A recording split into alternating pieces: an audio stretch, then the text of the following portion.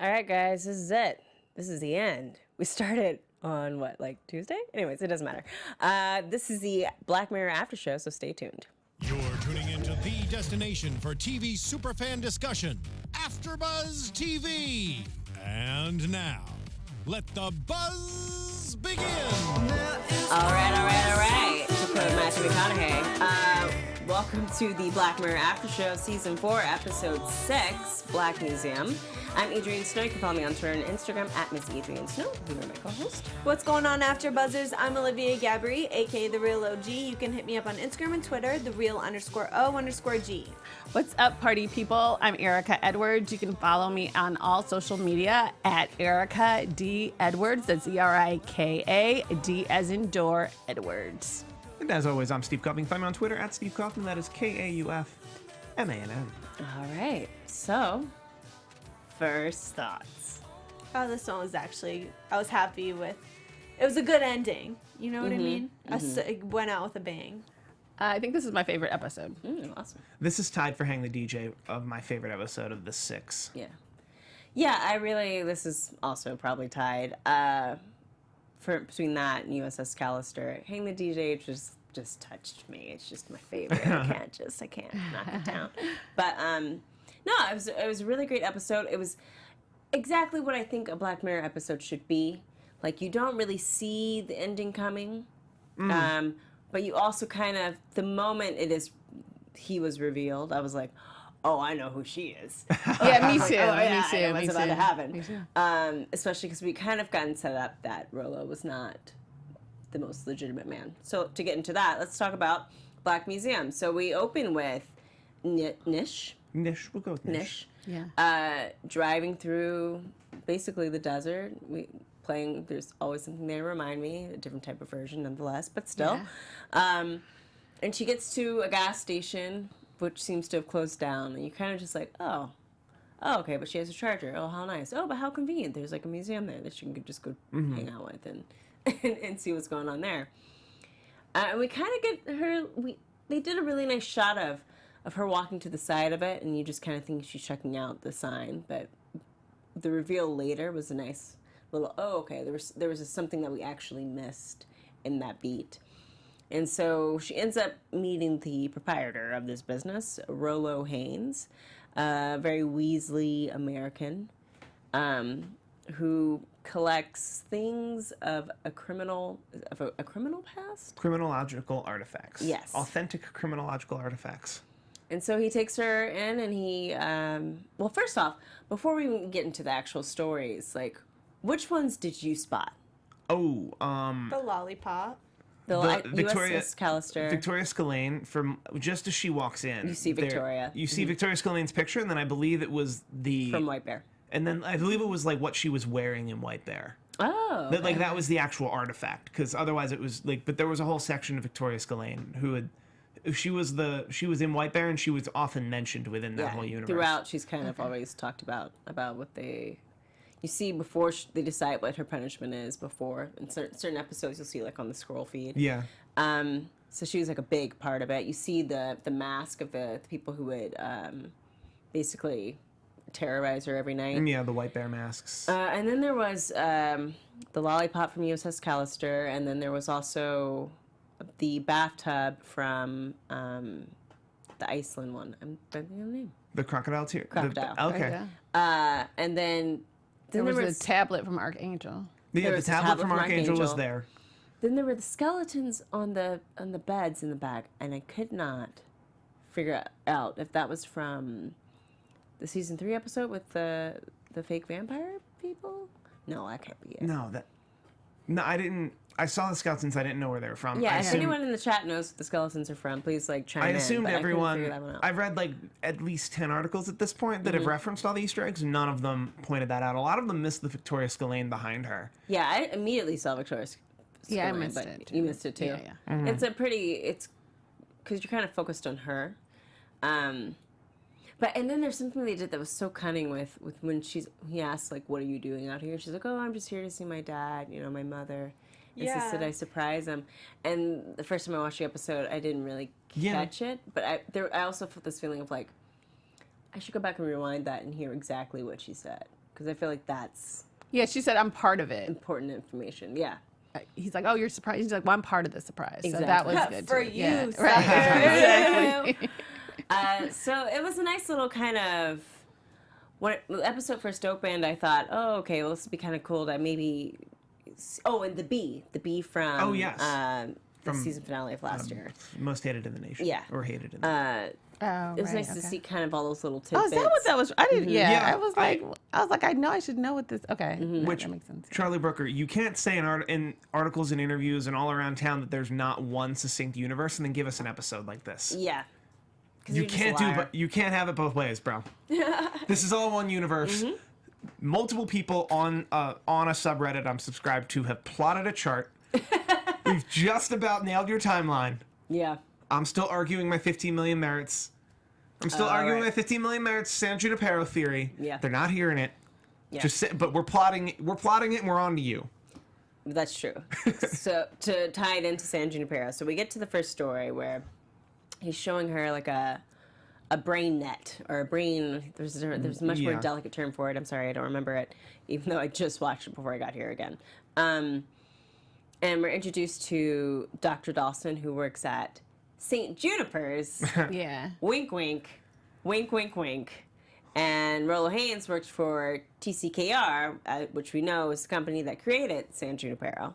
So this is kind of like the foundation of that company that goes on to build pretty much a majority of the tech, at least the mental tech that we have in Black Mirror. Or at least San Junipero and like... Well, they also, when you go back and look at some of the scroll feed, they talk about how Ticker is also a part of that video game technology and all that kind of stuff. So it ends up tying in it. And then the introduction of Rollo Haynes also implies that Ticker basically is the foundation for a lot of the mental technology that we experience. That is true. So, because even the probe they use is the same one from USS Callister. I'm trying to give other companies credit and I can't. It's all Ticker. It's all Ticker, basically. It's kind of like Ticker is like their Amazon or whatever. If Amazon were to go into, or Apple. The Ticker's like their Apple. So introduces the story of Dr. Dawson. I don't know. I guess because I've watched it so many times, by the fourth time I was just listening for their accents because they're all British. And they're all doing American accents at one point or another majority of them, except for the second episode, which is American actors. But I just really love the commentary about American life, because Dr. Dawson could not exist anywhere else, because the whole point was that people who didn't have insurance were open to experimental technology, which is why these people were in this kind of rundown hospital, allowing this person to net their brain and see what he could feel from them. And I was like, what a commentary on healthcare in America. I was like, okay, and I guess this is still a problem in this like alternate futuristic Black Mirror world, that Americans just can't get their ish right when it comes to the justice system and healthcare. But I don't know, it was kind of interesting to see that Ticker starts in like a kind of old hospital, and when you get to their floor, it's like somewhat nicer, but you get the feeling that these are kind of desperate people, everyone who works here, and the doctor, and they even kind of say that he took on this technology because his mortality rate was so low. Right. I don't know how did you all feel about that kind of introduction to this like rundown American even hospital? when he was like pitching the idea, he was kind of making it seem like, well, you don't really have many options, but here's just throwing it out there that this could be a possibility for you, and when your back's against the wall and your wife's essentially dead, it's like you get desperate and you're going to try anything. Yeah, to me, I sort of took it as... Oh, wait, I'm mixing it up. I was like, wife's dead? No, Dr. Dawson. So. Okay. It reminded me, honestly, of, like, just a lot of the typical hospital shows that you see, you know what I'm saying? Like from over the years, like, you know, obviously not Grey's Anatomy, but a lot of other older hospital shows, that was always the big thing. Like even with Nurse Jackie, a lot of those shows, it's like, you know, the doctor, if your mortality rate gets too high or if you don't have the money and the insurance claims and all this, that's a big issue for them.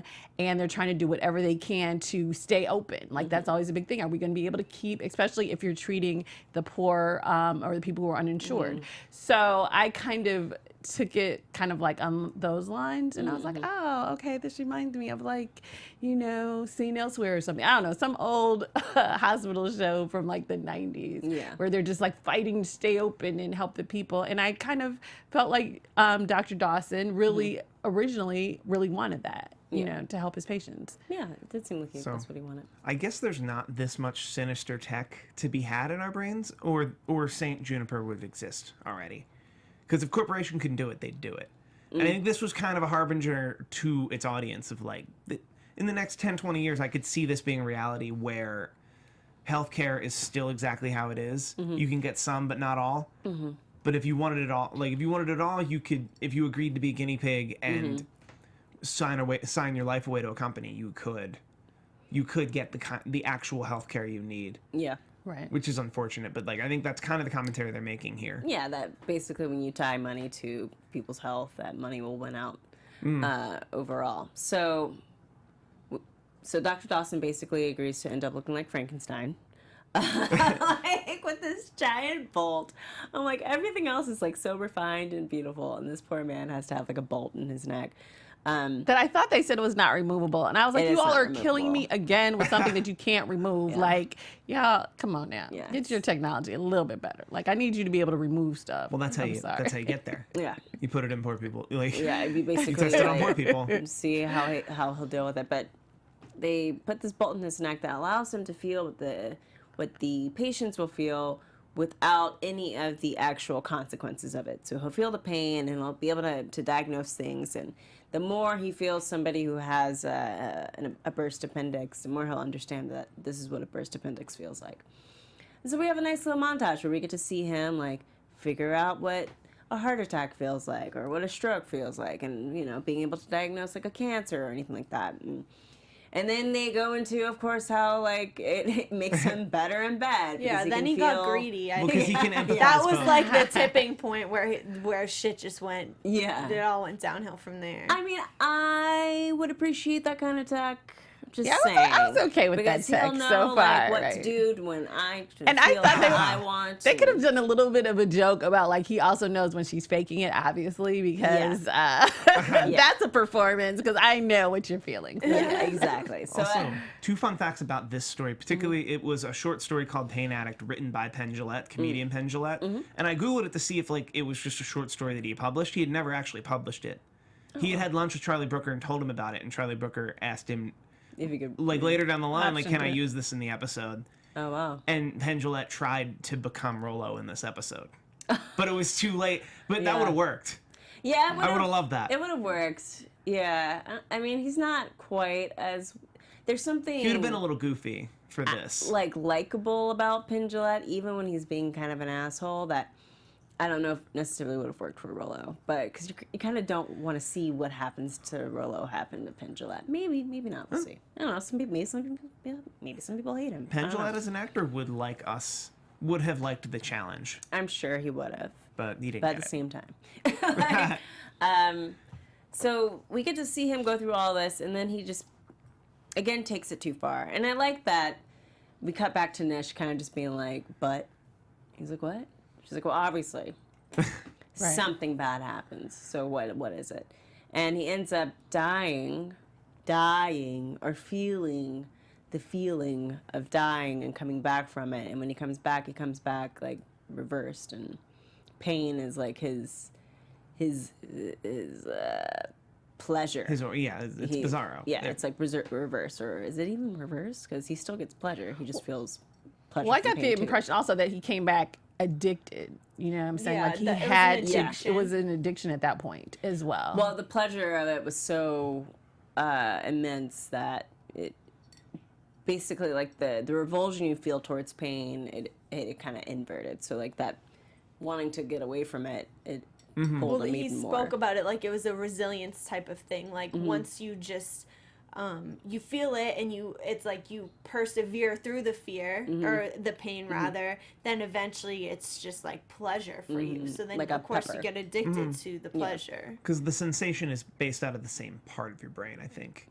So that once you get past the ultimate fear and pain and consequence, if you can feel all the feelings without pain, you can essentially feel all the feelings without pain. He like trained himself. It's like people who get extreme tattoos or piercings. It becomes like I know when I got my ear pierced, it was painful, but it was also pleasurable at the same time. And I remember kind of being surprised that was something that was about me. I was like, wow, that felt kind of nice. I'm not going to do this again because obviously, it's gross. But I also know people who, when they get tattoos, they get a lot of pleasure out of it.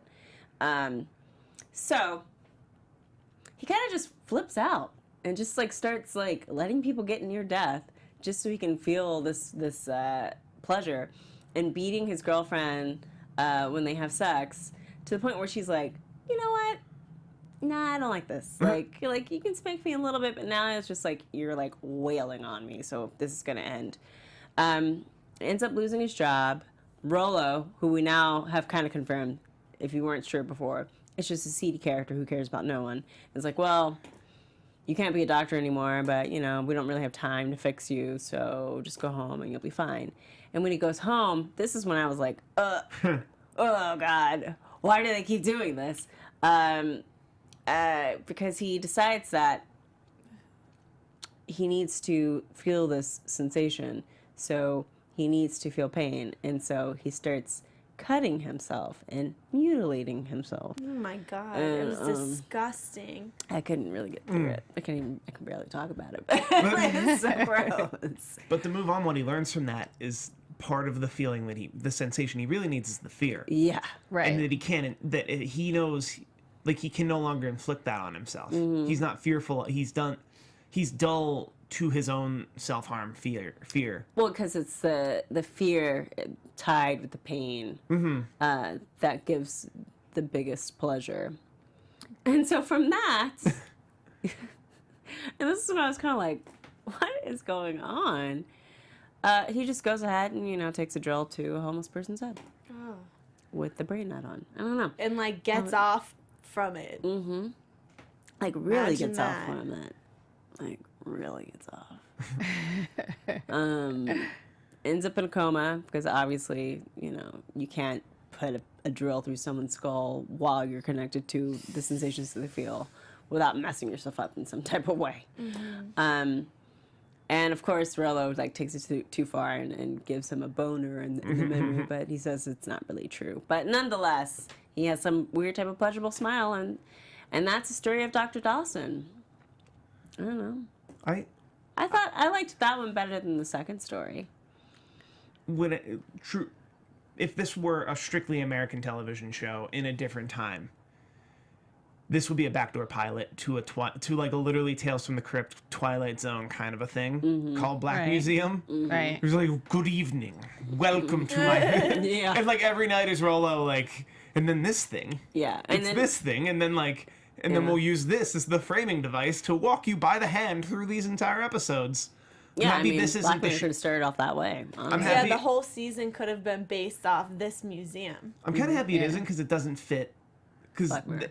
Black Mirror does not walk the audience by the hand like Tales from the Crypt does. I don't know, man. Tales from the Crypt didn't really walk me through. It was like, aha, my pretty's Crypt creeper creeping out. And then it was a story of Demi Moore, married to overweight Jeffrey Tambor and hating him. And then winning the lottery. I remember this episode. Winning the lottery at the end. And being like, I always hated you, and you're fat and ugly. And he stabs her to death. So it didn't Fair really enough. walk you through. It was When are you and I doing the Tales from the Crypt after show? That's the real question.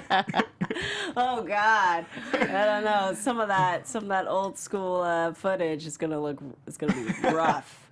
So then we get to the next episode with the monkey, and I kind of wish they had little titles, but they didn't. But it's okay.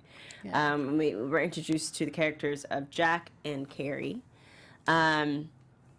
And it's all very quick, but you know what? The quickness of which they explained how Jack and Carrie met Just points out how horrible. points out how horrible Metalhead was. Exactly. Because it took no time for me to understand that this was a couple who kind of just like had a whirlwind romance, and she got pregnant, and then they had a baby, and she got hit by a car, and now she's comatose. So we know the skill is there. They have the ability can to do it. explain things in a couple They seconds. can do it. Exactly. But I didn't like this one as much. I don't know how you all felt about it. It's like but- your worst nightmare. What do you want somebody like over your Yeah. sometimes significant others felt more can be bad for nagging her, enough, though. yeah. Well, yeah, I- because she has no Yeah. control. She's just like stuck there. Of course she's bitching. You have nothing else to do. Yeah. You know? Yeah, I was okay with it. I think I liked Dr. Dawson a little bit better, but yeah, it was kind of like you're like, well, yeah, but it's unfortunate, but what's the crime? And so that was kind of interesting how they kind of brought that together at the end of this little storyline, but I was okay with it. I thought the end of this was also a tiny bit of fan service to those of us who read the cookie. ticker. Those of us who read the ticker in the season before, and like the UK news ticker said that cookies get human rights. So the cookies from the cookies from the White Christmas episode got human rights per the canon, and then he specifically said the UN said you need to have, was it 4 or 5 emotions? 5 or 5 ability or ways The ability to show. express Yeah, 5 5 up to 5 emotions, or it's against the Or law. at least, yeah. Yeah, I thought it was, it was nice to kind of get that introduction and see that it originally started as in someone's brain, but if nothing else, all it did to serve for me really was to show like how bad Rolo Haynes was. The fact that he kind of was just like out here not caring about people, because I guess originally I kind of understood why Jack would do that, but at the same time I was thinking, why not just ask if they'll put her in someone else? Yeah, do you have Or in cadavers here? something Is there else? someone brain dead here Is but is there a legally way? alive? Yeah, I Yeah. guess that's true. Like, even it didn't have to be a teddy bear. It could have been something like. And also, maybe this is just a girl thing, but I sort of don't like the fact that your girlfriend has a say in what's happening. You got me on pause. Your girlfriend is talking to the doctor, like, yeah, let's get rid of her. And I'm like, wait a introduction minute. of But, that but you don't character. even talk to me about it, because originally she voted to go into him. So I think you should let me know, give me a heads up that you're putting me into a stuffed animal. Yeah. And so I did not really like that. And I was like, okay, when did the girlfriend have this much power over the other chick? Like, I didn't like that at all. Well, I also like that they fundamentally didn't pick people who were like madlessly, hopelessly in love with each other and had built a very strong foundational relationship. They went on a couple dates and she got pregnant and they had a child. That relationship, the relationship as portrayed to us, was not incredibly strong. That for her sudden departure and then for her to just wind up back in his head, they Well- weren't going to be a strong unit from that moment. I think it was also something where it kind of, you see that because he's been by her side for so many years. Because by the time Rolo Haynes gets to her, or gets to them to introduce it, the son has gone from like a baby to like a 4 or 5 year old. Yeah. And so this is given Jack time to kind of build probably a connection with somebody who he doesn't really know. It was just like a body that, gave him this child at this point. And so I just thought the dumb mistake was like putting her in his head. Like that would be the worst place to put anyone, I think, and to give them no autonomy. If you're going to do that, then pull it all of me where she can be like, I can take over the body occasionally. All of Me is a really old movie with Steve Martin. And I can't think of her name right now. The lady from Gracie and Frankie. Gracie. Lily Collins. Lily Tomlin. There we go. Tomlin, Thank you. Collins, whatever. Close Lily enough. Collins is, Phil Collins' daughter. Same arena. But, but yeah, so I would have liked to have seen that, to kind of see them struggle between like who gets to take control of the body.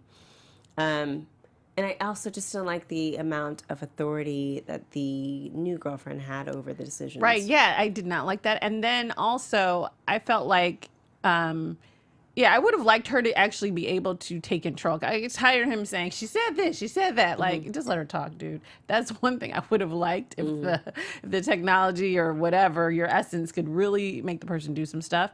And it would have been nice. I think that was my problem, is that originally she had the light where she could put red or green or whatever, and she decided to go into... Did she decide, or did they? Well, she put green. She was like, she wants to go. Oh, okay. And so she hit that green light. And so to me, I didn't like the fact that she was on pause when they made that decision. Like, I'm like, now suddenly, I wake up and I can only say these two lines. Mommy like, loves you, mommy needs, or monkey Yeah, loves you, yeah. monkey. I and thought Chunky she was- Monkey, like, that's it. Like, I was like, that's... And you can tell it was something that he decided, because that's what he used to say to the son when he was talking about like what she needed, like when he put her on pause Mommy the first wants time. a hug. Yeah. So it was ruled. So Rollo loses his job for doing this, Yes. but the timeline is unclear. Okay. It seems to me he was fired for doing something that was legal at the time. Not to defend Rollo. Not to defend Rollo, but the way they word this is such that it's Rollo put a sentience in a doll. Then the UN said you can't do that, and then he got fired. Well, he got fired. He didn't get. It wasn't like they were like, "Oh, what you did was illegal and wrong." It was like, "What you did might have taken it too far." And then we also kind of have like a history of things happening around you, so we're just gonna go ahead and let you go. And Like, also, it's now illegal. And now it's illegal, and we just Okay. I think Yeah. it was also from that to the whole Dr. Dawson. It kind of shown that he was careless, and TCKR was going in the direction of San Junipero, where let's like be kind to old people and give them the ability to spend their life in this afterlife. So I get why they fired him, because they were trying to save face, which leads us, and also because he was an unsavory person, as we see. I'm not defending him being fired. No, but as we see, like in the final story, I'll point out reveals- the Easter egg, though. There's a 15 Million Merits graphic novel he was reading. Oh, really? He was reading a 15 Million Merits graphic novel in this story. Oh, when the wife was like, When the "Are wife you gonna was... turn the page already?" Yeah, like Yeah. when the wife was Oh, in there, yeah. they were both kind of reading it together. Oh, Right. And 15 Million Merits was obviously my favorite episode of this series so far. And I think all of the talk of simulations this season leads me to believe that maybe 15 Million Merits was one of a billion simulations they ran in an attempt to just outsource narrative fiction. Maybe. We do get the song. I forget which episode this season we got the song in. Was Crocodile, we heard Crocodile, that we get the song. song. But we And always so- get that song, and then Yeah, I don't know, because 15 Million Merits is still real, because people reference the well, fact and we that see she... that, we see that show on TV in White Christmas. Mm-hmm. So it could be the simulation runs specifically to make us fiction. That they put a bunch of sentient simulations in a simulator, and then run enough simulations until they find the best one, and then they air the best one on TV, and then make graphic novels about it. I don't know. The simulation tech seems really, really cool. Maybe. I just feel like when, like, that kind of takes away from the like, pain of, like, watching what happens to her Yeah. and what happens to him. If they make them all simulations, that would kind of suck. I agree. Because, It's St. Elsewhere's all of it. yeah. Because then you're like, well, they're all simulations. None of it matters. Damn it, I don't care anymore. But we get to the last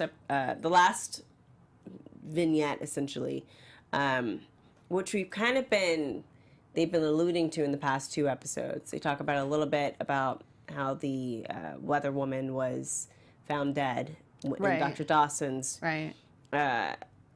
thing. And then when we get to Jack and Carrie, when he's yelling at his son, you see in the background that Clayton, the convict, has been convicted for her murder. Oh, And so- yes, Right. that's true. So we get to this, and the moment he pulls back the shade, and it's a black man seated there, I was like, oh, Nisha's his daughter. Oh, no. Oh, that water that she gave him, because it's so hot, he's dead. I'm like my brain was like immediate. I don't know if that's how it was for you guys, but I immediately was like, oh yeah, this dude is dead. None of that clicked for me. No? I was a little dense on this one. I think for me, it clicked when it clicked for sure when he said he had kids. I was like, oh, that's who she is. Because when the wife comes in, he's like, this will take care of you and the kids. And I was like, oh, okay, yeah, she's going to kill him now. Because that's his daughter. So that's, for me, that's when it clicked. Yeah. At that point, for sure. I think what slipped up is that when Netflix first introduced niche on, I have closed captioning on, and it said British accent. And I was like, oh, but I know this actress. Man. Yeah. Oh, that's upsetting. Exactly. I was like, I know this that's a actress bummer. is actually British because she was on the last season of Humans. And so I was like, oh, that's weird they said British accent. But the caption would never say that. Yeah, I was like, it almost makes it sound like she's putting on an accent. But, for me, I'm like, okay, well, I'll kind of forget about it because I know that this actual actress is British. So when that reveal happened, I was like, oh, no, she's totally faking it. She's totally probably an American this is her father that she's come to see. So we get the backstory on that, where Rollo Haynes realizes it's too difficult to take on the digital consciousness of celebrities, so why not go after convicts, because it's free, essentially, because they don't need a lot of money, and it'll be a show. When he first was like, I'll take it, and, we'll take care of your family, I was like, well, I know this guy's not to be trusted. But at the same time, I also kind of think, well, what's the worst he's going to do to this guy? He's just going to put him in, like, a jail. Like, maybe he's just sad because he's been in that jail. But then when he reveals that he electrocutes him every single time somebody, like, wants to come and see it, I was like, oh, Rollo Haynes has got to die. There's just no... Yeah. I was like, there's no saving this man now. I don't know how you guys felt about that, but... No, I definitely felt that way. Yeah. Which ruined my whole backdoor pilot. Yeah. of Black Museum being a show. Where I'm like, oh, well, man. Still been it, but it would how it all ended happen up. before this day. Yeah. But just seeing that, it was such a commentary, and this is when I talked about, like, this is when finally Black Mirror gets into race, because it was a commentary on, like, how, though this man was like, what about the DNA? Like, can't you help me? There was an assumed guilt to him because he was a black man and he had killed a white woman. And there was no listening to him or his family. And even how Rollo, like, originally tells the story to Nish of, like, oh, his family didn't care about him. And the way he was able to kind of maneuver around any type of belief that this man was a human who had other humans who loved him and cared about him. I was like, dang, that's the first time I've seen Black Mirror actually really touch on race, and particularly how race works, especially in America, and how it gets to the point where when it is finally revealed that Nish's family did come and protest and get rid of basically any type of attraction to the museum, that he started turning to perverts and white supremacists. Well, yeah, and she even said, like, you left some parts out of the story because you could tell, like, he was trying to control the narrative by painting this picture like this guy was such a villain, his own family didn't even care about him, only almost making it seem like, oh, this is naturally the right thing to do because he's a criminal, like, nobody cares about him, not even his family, so what I'm doing is right, or it's, like, not that big of a deal. Was anyone concerned at this moment, and probably not because most people were seeing the twist when I wasn't, was anyone concerned for Nish's safety at this point because he had not charged her admission? I was concerned with her for her safety as soon as she walked in the door. I'm like, you're in the middle of a desert with a strange man. This is a museum full of, like, criminal activity. Well, they mentioned that though when he talks about why she's here all by herself, and she That's the part. That's the part where I was concerned because I was like, oh, that's the creepy pervert comment. Ooh, you're all alone. So that's the part where I was like, oh, gross. And then when he kept telling her the stories, I was like, okay, and he can't breathe, so I mean, I think she'll be fine. he's having a hard time breathing. Well, not at this moment particularly, but there was, like, throughout these stories, I'm still just like, so is this when we realized that he took her DNA and he made a simulation of her, or, like, how is he making any money at this point in the season? What I've been trained, my brain has been trained to think, Black Mirror, is that women come out on top, except when they have to go up against a dog on this season of Black That Mirror. one exception. USS Callister, she trapped that man in his own brain. I'm like, that woman crocodile, she would have gotten away with it if it wasn't for that damn guinea pig. So I'm like, she's fine. Like, Okay. she's in love I with was this man, but worried she's with fine. I was worried for her in the beginning. I was worried for her when he made like that little sleazy comment. But I think at this point in the story, I was like, well, if he was gonna do something, I mean, if he was gonna feel her up, if he was gonna take her to the back, if he was gonna do something crazy, he would have done it. So I think at this point I was like, oh, she's killing him. Yeah. So, but up until that point, I was nervous for her all along because I was like, yeah, you made it clear you're kind of small frame.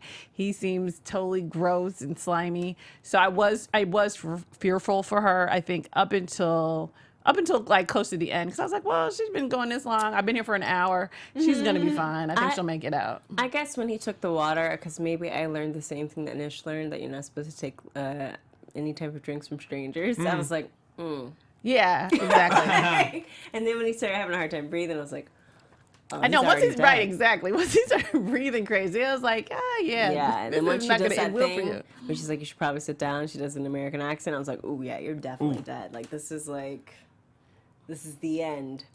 Now, one thing I found that was interesting was that they never really addressed, other than when he was like, oh, are you going to, help me with my DNA? They never really addressed whether he was actually innocent of the underlying crime. Because part of me was like, well, did he even kill that reporter? I wasn't really sure, but I kind of found it an interesting kind of layer to the story that it wasn't really about whether he was wrongfully imprisoned, which he probably may have been. But it was also more about his treatment after he had been incarcerated, or after he passed, or after he was electrocuted, or whatever. It was about, I think it was really about assumed guilt, of just saying that, well, because this man is guilty, he doesn't have any more human rights, which kind of talks this commentary about just the overall prison system. Exactly. That's what I felt it was as well. It wasn't as much to do with the inadequacies of how the justice system was applied to him. Like, he shouldn't have been there probably anyway, but more that once you are convicted, you're still a human being and you still deserve a basic level of treatment. And that's a big problem with the prison system, is that once you're in it, like, it's basically just like a cycle. And the reason why it's a cycle is because you're no longer assumed to be human once you're in the system. You're just a person that they throw away. That's what we do. And we use you for very mundane labor.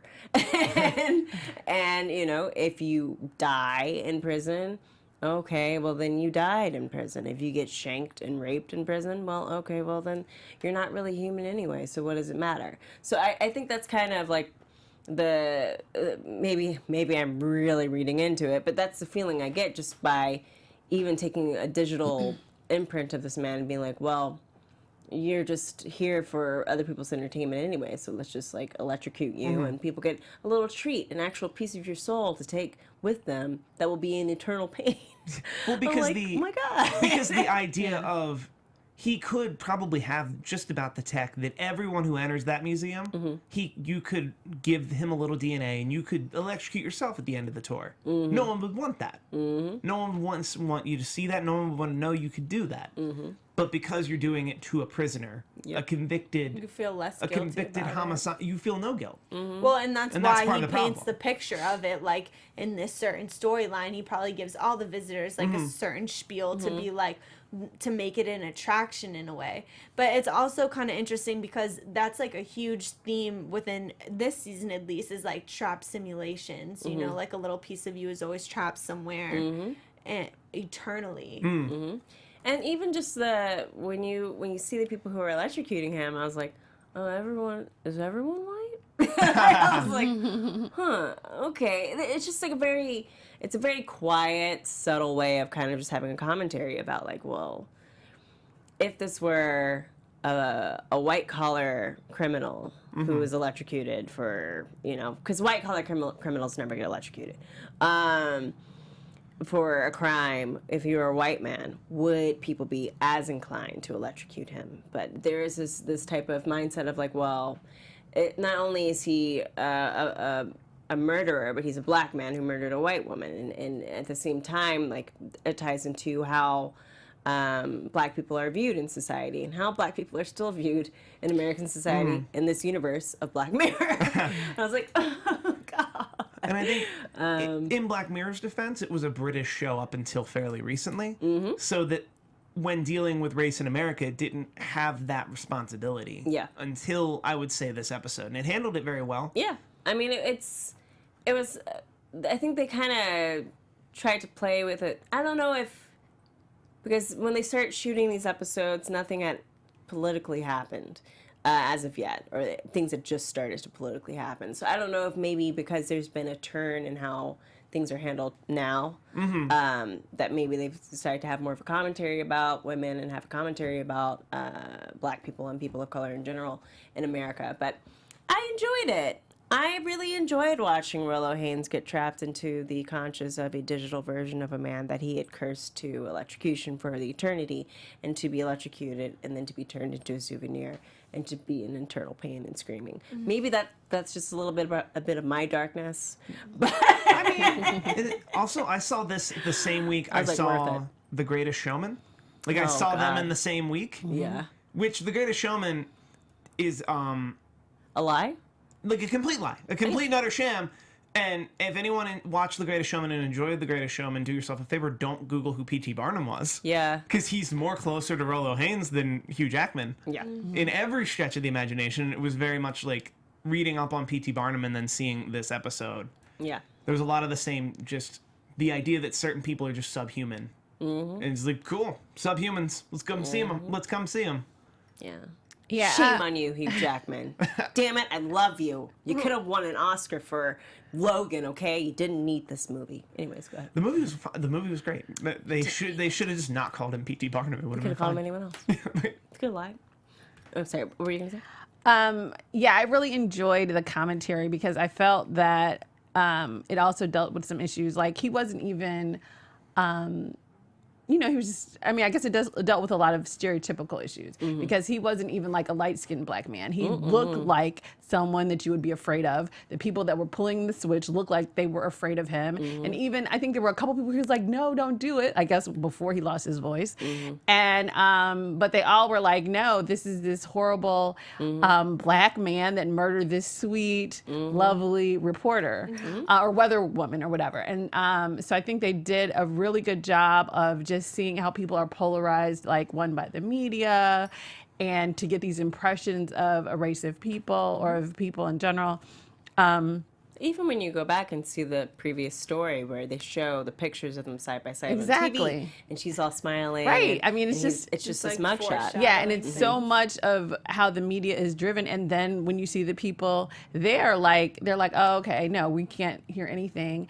And and it's interesting to see because I think when Rollo is really doing these stories, like all along, he makes little comments about immigrants and stuff. But it's not until the very end where you're like, I mean, you were a little sleazy, but you were just trying to make money before. Now you really are. He almost came off as racist in the end when he was talking about, oh, yeah, when he was really describing Clayton and just how he described the whole crime and everything. Yeah. So I thought it was really well done and an interesting twist. It was nice to have this was, I guess, a good ending that I actually liked. But yeah, I also like the idea too that she didn't keep him there forever. You know what I'm saying? Because sometimes, like with U.S. Callister, it's like, okay, you want the person to get their just desserts, but not forever. So I kind of like the fact that it's like, get him some pain, put him in your little car key, your keychain, and keep it moving. Like you don't have to now be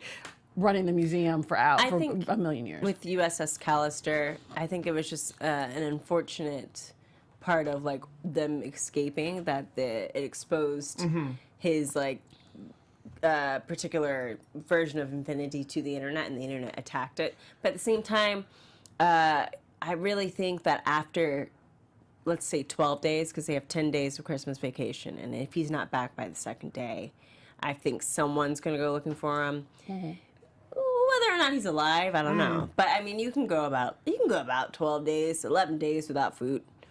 So we'll see. He might still be. I think he's dead. Not without water. That was, I was like, he died playing video games. That's just say it. I mean, that's also a commentary about having your brain sucked by a video game. So Very But true. it was good. I liked that Black Mirror finally went here, though, because Yeah. you know we had commentary on all different spectrums of reality and mostly tech, but you know it's about Sexism. and Universal it's about time that it actually took on you know this unfortunate part of reality.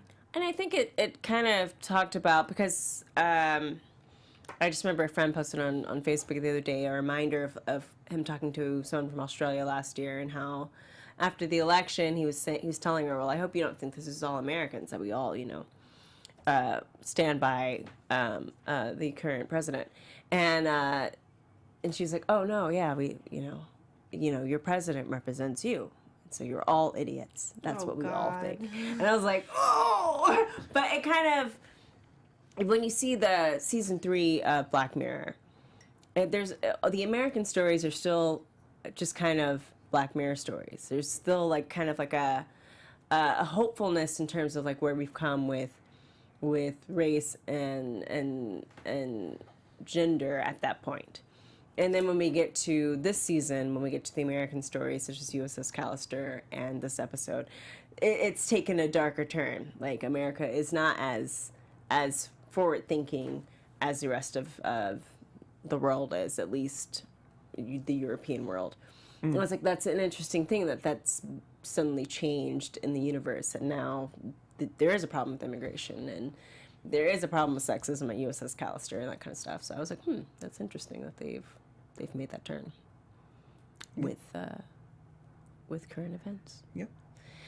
I mean, I'm not going to talk about current events today because, you know, I had weird stuff happened from the president today. I had a thing, and I was just like, no, I'm good. Like, yeah, we're not going to talk about that. Anyways, any other comments? On that note, there's a couple people commenting in the chat that this season 6 was a lot about AI and simulations and like. Sorry, the season we're in. Episode 6. Season 4 was a lot about AI and simulated tech and simulated minds. And they're saying that if they did this again in an upcoming season, it would come off very stale.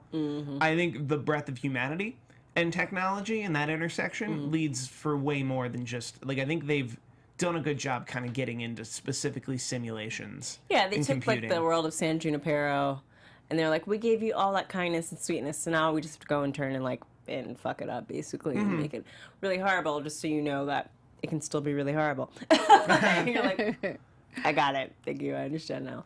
Yeah, so I'm curious to see, I don't know, I guess we can do predictions on season 5. And now, your AfterBuzz TV. Yeah, this is the first predictions we've done this season, but I don't know if you guys maybe did them on episode 1 and 2, but where can we go now in this world of Black Mirror, where America is kind of like a sexist, racist cesspool, and everything else is just kind of like technologically messed up? I think it's really going to depend on where we go as like society. Like, God knows what the hell is in our future. Like, we really don't. You have no idea. Every single day when you wake up, you're like, damn, what could happen today? Yeah. And it, you know, every day you think it can't get worse, it gets worse. And I think that a new Black Mirror is definitely going to depict that in some way. Yeah, I agree. I'm trying to think of what biggest thing. I don't know. Something crazy with Snapchat. I don't know. I can't. Something that no matter what happens, it disappears in 24 hours. I don't know. Something kind of to the edge. I'm trying to think of a big enough issue in today's society that has an intersection with some type of tech. Because that would be the best way to make. So if you took. To a certain extent, you could kind of just mishmash them together. Like if you took some type of tech that's kind of far along, let's say drones, and then you took immigration. I think I'm kind of figuring out how to make a Black Mirror episode. You got the formula. Pick a hot button issue. Pick a hot button issue, and then pick a form of tech. Let's say drones and immigration. We find a way for the drones to transport people. So immigration's not a problem because everyone can live everywhere all the time because drones literally pick you up and bring you places. Or I was going to say the self-driving Uber cars Yeah. drive you back across the border. they already- so you no, never they don't have get that. to You the can never country. come back. Yeah, you can Yeah. never get to the country where 'Cause I think you want to go. the implication of drones and maybe even teleportation, if you wanted to get a little more out there, something about the idea that immigration is no longer a problem if home is no longer a concept. If home, the concept of home changes. Yeah. But then how do you make that a creepy creepy scenario? Because then you're never happy anywhere. Maybe that's Maybe. You never find your true that's what I home. thought downsizing would be. It was not. No. It was not. But, you know, Not people Jamin. it would just be people abusing it. Like, with everything, there's a way that people could abuse it, you know what I Right. mean? I don't think they would really touch on immigration. I mean, to be clear, the UK has their own problems. I see you, Theresa May. But, like, I think it's more of the one thing that they haven't really ever come back to was when they created the Android. From the I'll be right back. I'll be right back. Or be right back, where it's just. Yeah, and so I think that's kind of the tech that they could come back to. I think of if we are putting ourselves into tech, and we kind of get that with the dogs of like what happens when the AI runs wild. What's going to happen if we're constantly putting ourselves into tech, and we're leaving artificial intelligence to run amok on its own? So could it be something where after a while we're being forced into this digital universe because the AI no longer wants us to exist in a 3D, 4D, well, an actual plane? So I think that could be a really awesome episode. You're welcome, Charlie Booker. You can totally take that. But like of people basically being replaced with an AI version of themselves, and the AI version deciding that it's a better version and taking these people and throwing it into a digital universe. I like that. A realistic Matrix. But then the people in the digital universe don't fight. It's just...